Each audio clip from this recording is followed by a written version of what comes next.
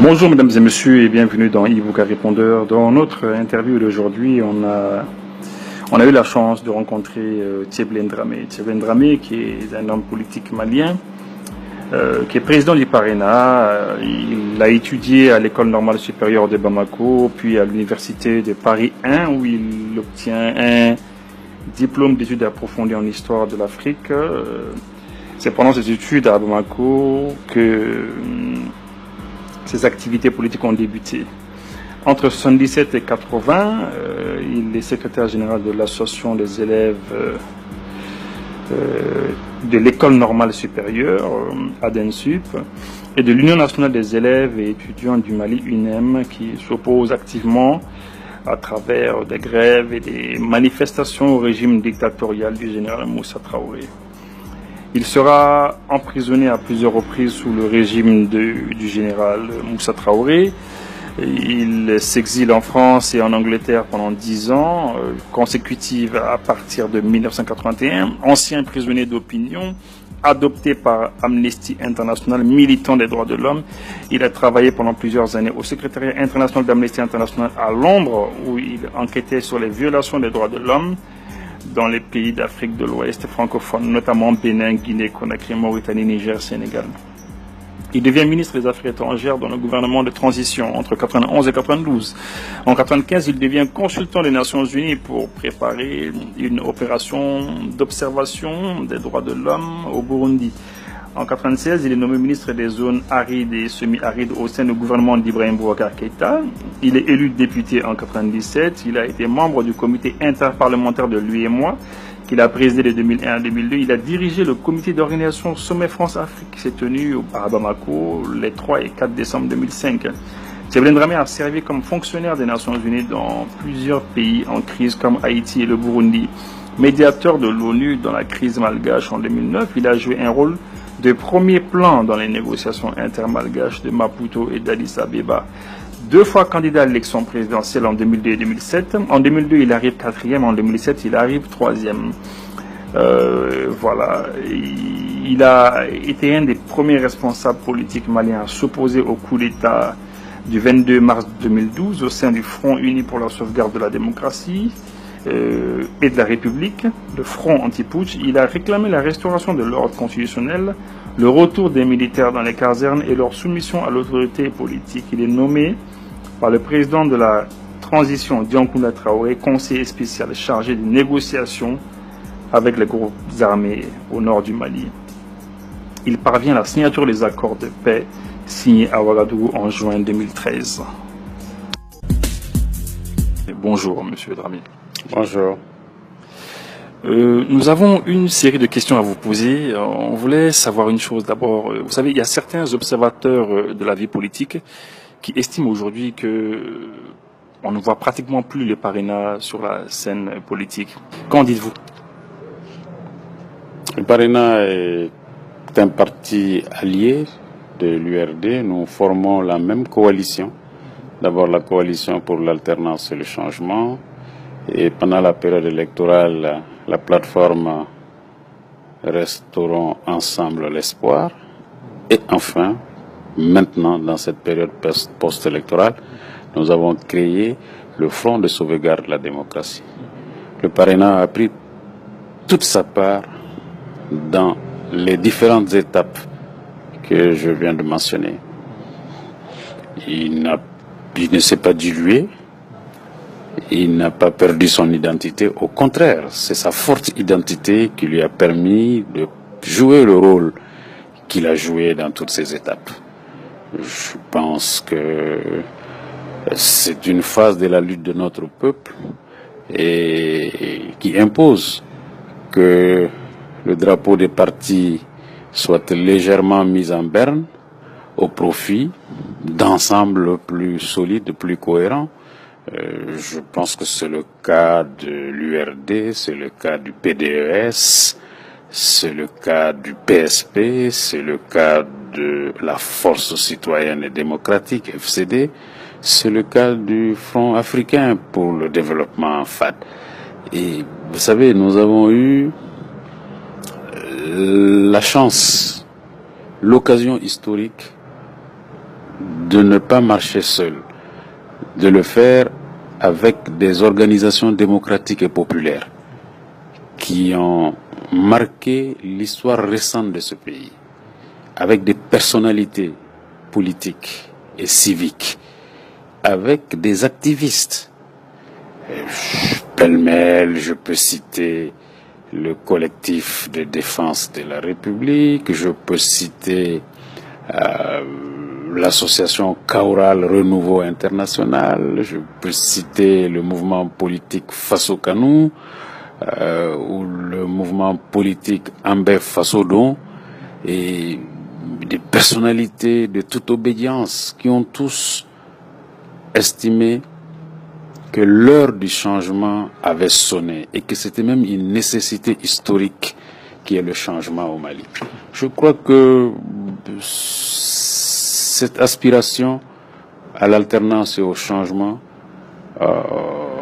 méritait que l'on oublie un peu nos chapelles, que l'on oublie un peu les drapeaux des partis et des organisations pour se mobiliser ensemble, se donner la main au profit d'une coalition, de plateforme, d'un ensemble plus grand et plus fort.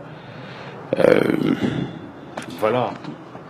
D'accord, d'un ensemble plus grand et plus fort. Mais en même temps, on peut dire aussi que, étant donné que vous êtes présenté à l'élection présidentielle de 2002 et de 2007, et vous êtes arrivé 4e en 2002 et 3e en 2007, on s'est dit quand même que vous auriez peut-être pu chercher à aller plus loin, peut-être à se présenter une fois de plus, peut-être que vous auriez eu un peu plus de chance.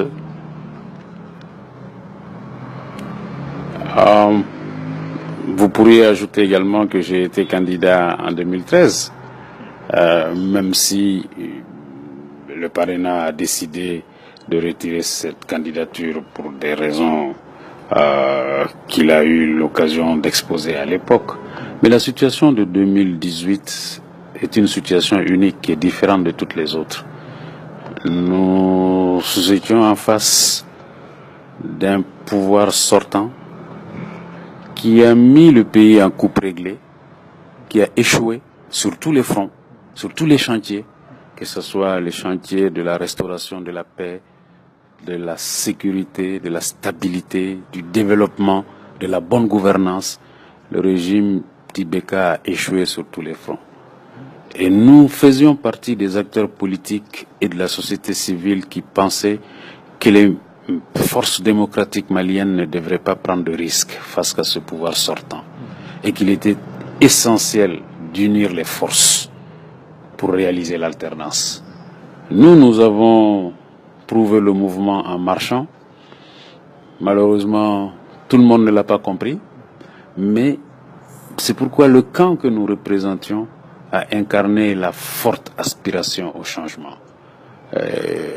Changement auquel le peuple malien reste profondément attaché, comme il l'a démontré tout au long du processus électoral 2018. Vous étiez l'émissaire spécial du président Dionkunda, donc vous avez mené avec habileté les négociations de Ouagadougou, et un accord de 12 pages et 25 articles a été signé après 11 jours de négociations. Et il semblerait, d'après ce que les gens ont dit, effectivement, que cet accord a fait la part belle à Bamako, tellement c'était bien ficelé pour le Mali, pour Bamako particulièrement. Que restait-il de cet accord que vous avez mené à bon port? Vous parlez de l'accord préliminaire de Ouagadougou qui a ouvert la voie à la tenue de l'élection présidentielle 2013. Exactement. Et qui a jeté les bases d'un dialogue inclusif malien. Oui, c'est vrai ce que vous dites. Je me souviens, le 18 juin au soir, France 24 m'avait interviewé. Quand nous avions commencé à parler de l'accord, la journaliste a dit « Mais enfin, qu'est-ce que les rebelles gagnent dans cet accord ?» J'ai répondu qu'ils gagnent de revenir dans leur pays, qu'ils gagnent de revenir au sein de la République malienne, et République démocratique, laïque, indivisible. C'est tout cela que Ouagadougou a consacré. l'intégrité du territoire national, l'unité nationale, la laïcité de l'État malien. Tout cela a été intégré. Je pense que c'était des réalisations importantes parce que nous avions discuté en toute confiance et avec des groupes rebelles. Nous les avons amenés à signer l'intégrité du territoire, l'unité nationale, la forme laïque de l'État, alors que quelques mois avant, un des groupes avait proclamé l'indépendance. Quelques mois avant, un autre groupe caressait de fonder un émirat islamique au nord du Mali. Mais à force de persuasion, avec des arguments solides, nous avons réussi à ramener tout ce beau monde au sein de la République du Mali. Malheureusement, le président qui a été élu en 2013 n'avait pas la vision historique nécessaire pour poursuivre cette lancée. C'est pourquoi le processus de paix s'est enlisé. Les négociations qui devaient s'ouvrir 60 jours après la formation du gouvernement, c'était ça qui était contenu dans l'accord de Ouagadougou. C'est-à-dire que la question du Nord était la question principale du Mali. C'est par le Nord que le Mali s'était effondré en 2012. Elle aurait dû être la priorité des priorités du président élu. Et celui-ci aurait dû ouvrir les négociations dans les 60 jours qui ont suivi. Malheureusement, il a laissé cette fenêtre historique se refermer. Sa priorité, c'était autre chose. C'était le confort, c'était l'avion, c'était les surfacturations. D'accord, on va en revenir. Cela a coûté très cher à notre pays. Nous ne sommes retournés à la table de négociation qu'en juin 2014, soit 9 mois après l'élection du président, là où nous aurions dû reprendre le dialogue 60 jours après son élection, après la formation du gouvernement. Donc cela nous a fait perdre énormément de temps et nous sommes retournés à la table de négociation après une défaite militaire et politique à Kidal. Souvenez-vous, il y avait un premier ministre à l'époque qui s'appelait Moussa Mara.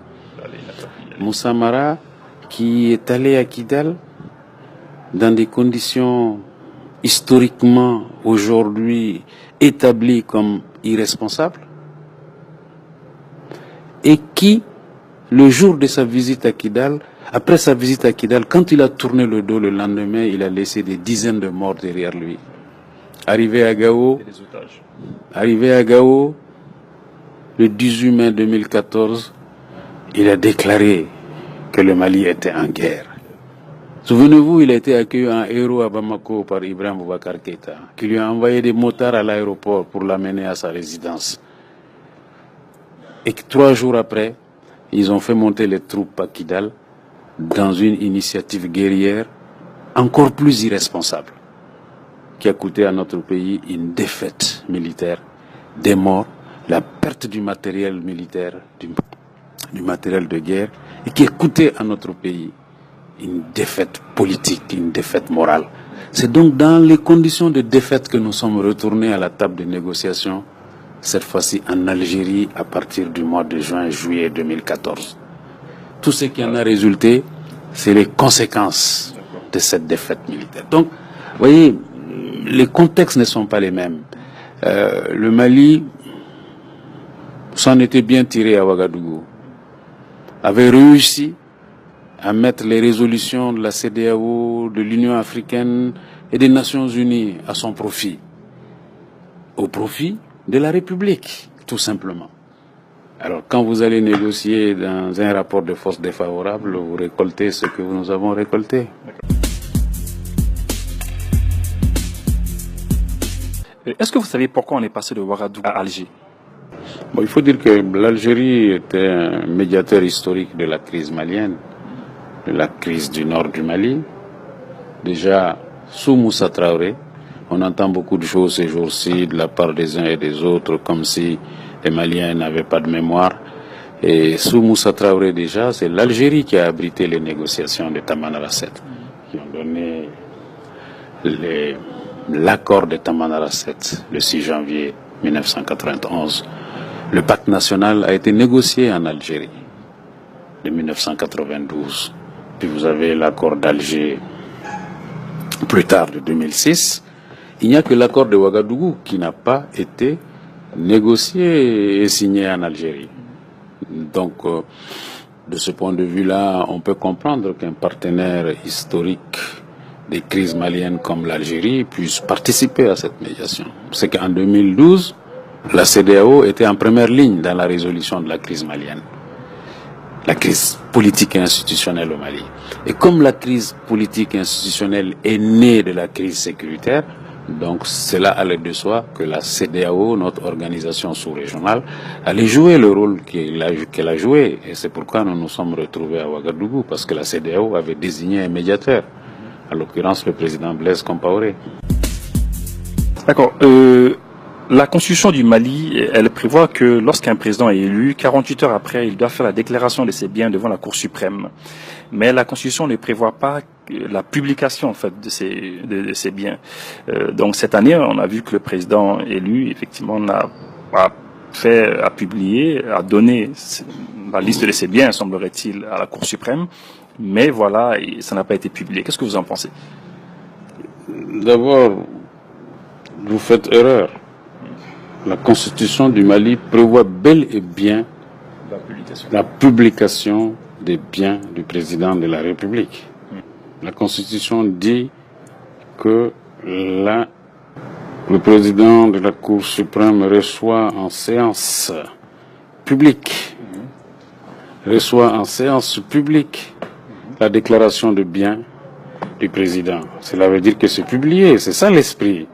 Ceux qui essaient de jouer sur les mots pour se soustraire à cette obligation constitutionnelle et ne rendent pas service au pays.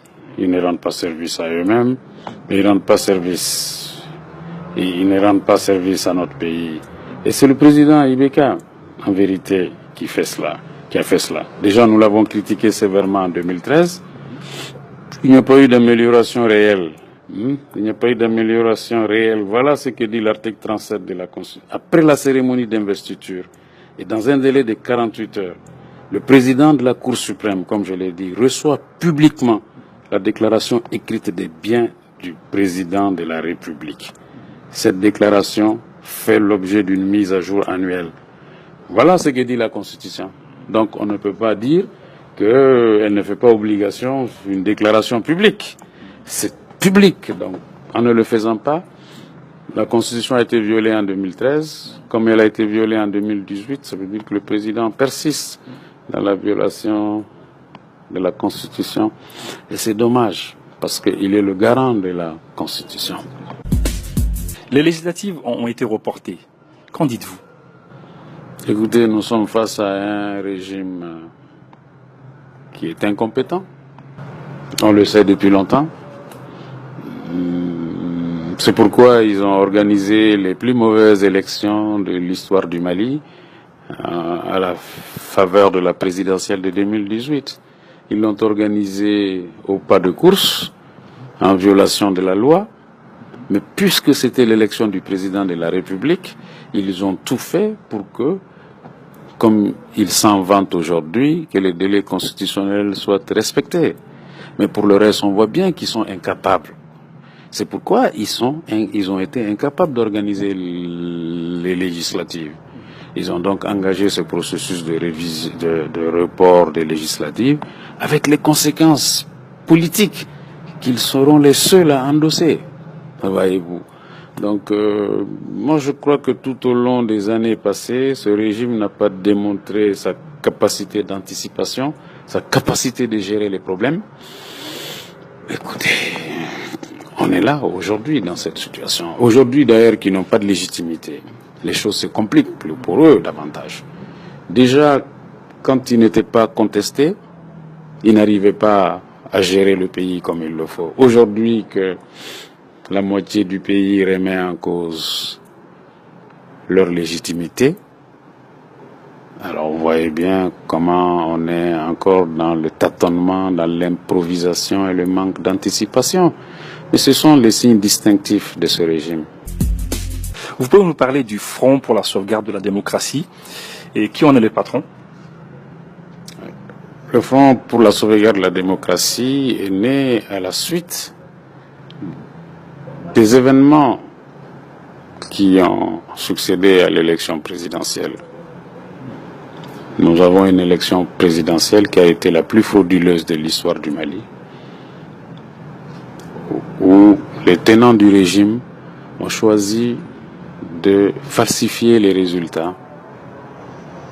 Ils ont tout mis en œuvre pour faire élire le président sortant. Et ils l'ont fait réélire dans des conditions contestables et qu'il a été donné à tout le monde de constater. Et face à cela, des centaines de milliers de Maliens qui n'acceptent pas que la souveraineté nationale de notre pays soit foulée aux pieds, se sont levés et ont décidé de se donner la main à Bamako, à l'intérieur du pays comme à l'extérieur. Parce que voyez-vous, la souveraineté d'un peuple, c'est sa capacité et la liberté à choisir librement ses dirigeants. Le choix souverain d'un peuple, quand cela n'est plus respecté, quand cela est foulé aux pieds, comme les tenants du régime d'Ibeka l'ont fait, vous pouvez imaginer ce que cela crée comme problème. Et c'est important que les Maliens aient démontré leur attachement à la souveraineté nationale du pays. Que cela ne soit pas foulé aux pieds.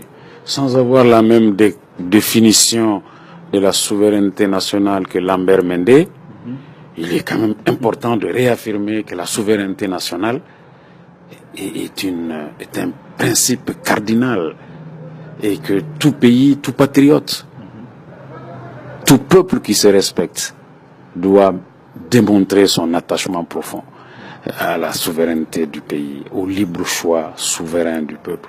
Et je crois que la création du Front de sauvegarde de la démocratie procède de cela. Parce que quand le vote est foulé aux pieds, l'essentiel est en cause.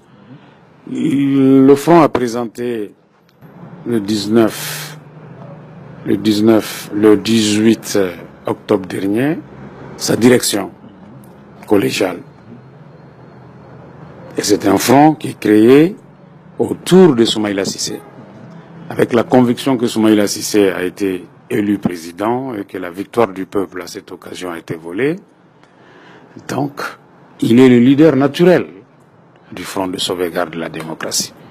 D'ailleurs, personne ne se pose cette question au sein du Front. On va en venir à nos juges, à nos magistrats, qui sont en grève depuis plus de 3 mois maintenant.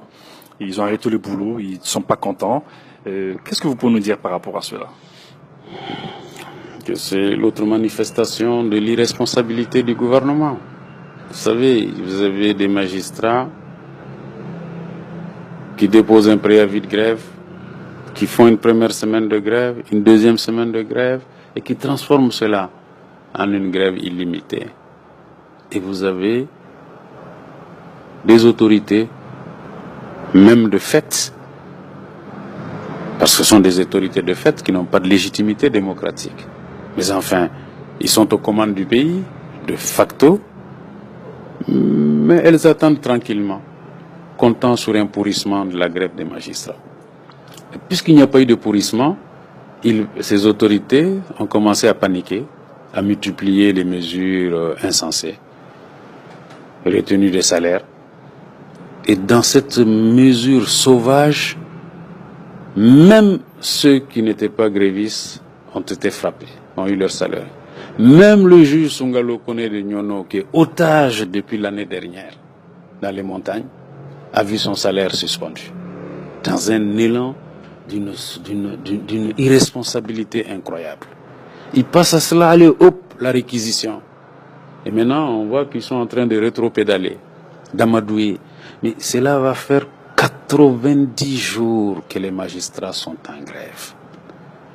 Demain, mardi 23 octobre, cela fera 90 jours que les magistrats. Mais ça va être la plus longue grève de l'histoire du Mali indépendant. Le seul précédent qu'on peut y trouver, c'est la grève des cheminots du Dakar Niger en 1947. Et cette grève a duré 160 jours. Vous savez que Sembène Ousmane en a tiré un des romans historiques, les plus poignants de la littérature d'expression française en Afrique, les bouts de bois de Dieu, décrivant par le menu la grève des cheminots du Dakar, Niger, avec Bagayogo, le chef syndicaliste soudanais qui dirigeait cette lutte. Voyez-vous, mais près de 60 ans après l'indépendance, on voit un gouvernement insensible à ce qui se passe dans le pays, laissant les magistrats comptant sur le pourrissement et la division. 90 jours de grève. Et l'année dernière, vous savez qu'ils ont laissé les travailleurs de la santé aller en grève pendant 38 jours. Mais vous imaginez, mais est-ce qu'ils ont un cœur, ceux qui dirigent ce pays? Pendant 38 jours, des agents de la santé sont allés en grève, entraînant des morts. Une situation apocalyptique dans les hôpitaux et les centres de santé du pays. Mais alors, franchement, vous croyez qu'il y a un régime aux commandes à Bamako? Bon, s'ils sont là, s'il y a un gouvernement, mais qui nous disent ce qu'ils font, ils passent leur temps à quoi? À gérer les problèmes du pays ou alors à s'asseoir, à regarder, comptant sur le pourrissement des situations, sur la division des acteurs de la société? Non, franchement, je crois que le pays tout entier doit se lever pour montrer un carton rouge au régime actuel pour sa gestion dangereuse et irresponsable de la grève des magistrats. D'accord, donc notre dernière question. Nous avons vu un projet de découpage territorial qui a été fait. Je ne sais pas si ça va être validé, etc. Qu'est-ce que vous pensez de cela? Je pense que c'est une provocation. Encore une fois, une des nombreuses manifestations de l'incurie de ceux qui gouvernent ce pays. Mais comment un tel projet de découpage territorial peut-il germer dans la tête des cadres maliens, dans le contexte actuel? Et vous voyez l'ébullition que ça a entraîné dans le pays? On dirait que c'est un gouvernement qui délibérément met le feu au pays. C'est sérieux? Comment cela a-t-il germé dans la tête? Et puis on dit que c'est un projet, mais depuis qu'il a été rendu public, qu'il a fuité dans la presse et les réseaux sociaux, il n'y a pas eu une seule communication du gouvernement pour dire c'est un avant-projet, ça n'a même pas été examiné par le gouvernement, a fortiori par l'Assemblée nationale. Non, on laisse le pays s'enflammer. On laisse toutes sortes d'interprétations à Bamako. Et parmi les interprétations qu'on entend, beaucoup développent le thème de la partition du territoire. J'aimerais dire, après avoir lu ce projet, que ce projet, ce n'est pas la partition du territoire. Et j'invite ceux qui en font des thèmes aujourd'hui à regarder de très près le projet. Ce projet, et c'est plus dangereux que la partition du territoire. Ce projet, c'est la tribalisation du territoire. Parce que créer des circonscriptions administratives sur la base des tribus du Nord, de certaines tribus du Nord, c'est-à-dire que les Idaosak ont leur cercle, les Kunta ont leur cercle, les Lamhar de la région de Gao ont leur cercle, les Idnan ont leur cercle, les différentes subdivisions d'Idnan ont leur cercle. Mais où allons-nous comme ça? Comment un tel projet peut germer dans la tête des cadres maliens? Comment un gouvernement responsable peut-il laisser faire sans apporter les explications, les correctifs ou les démentis nécessaires? Comment cela est compréhensible? Et la tribalisation du territoire, mais c'est les germes de la guerre civile intercommunautaire. Mais ça, c'est plus dangereux que la partition. Mais alors, franchement, ce projet est irresponsable, c'est une provocation parce qu'il sème les germes de la tribalisation, les germes de la guerre civile intercommunautaire dans notre pays. Et ce gouvernement, mais c'est incroyable. Ça dépasse tout ce qu'on peut imaginer. Alors moi, je crois qu'il est extrêmement important.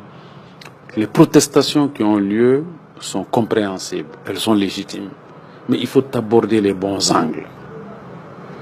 Et appeler ce gouvernement à verser ce projet dans l'indispensable dialogue national qu'il faut avoir. En vérité, ce qu'il faudrait, si le gouvernement veut engager un nouveau découpage du territoire, mais il doit le faire après étude minutieuse. Il y a quelques années, il y a longtemps, quand, justement à la suite de l'accord de Tamanrasset, 7, à la suite du pacte national, quand le président Konaré et son gouvernement ont pensé justement à mettre en œuvre la politique de décentralisation, il y a eu une mission de décentralisation confiée à Ousmane Sy et à quelques autres, mais qui ont passé des années à étudier, à discuter, à préparer, à mûrir le découpage du territoire en communes. Alors si l'on veut aller loin aujourd'hui, c'est le même type de démarche qu'il faut avoir. Il faut cesser la fuite en avant, l'improvisation et l'irresponsabilité. Tcheblin Dramé, merci.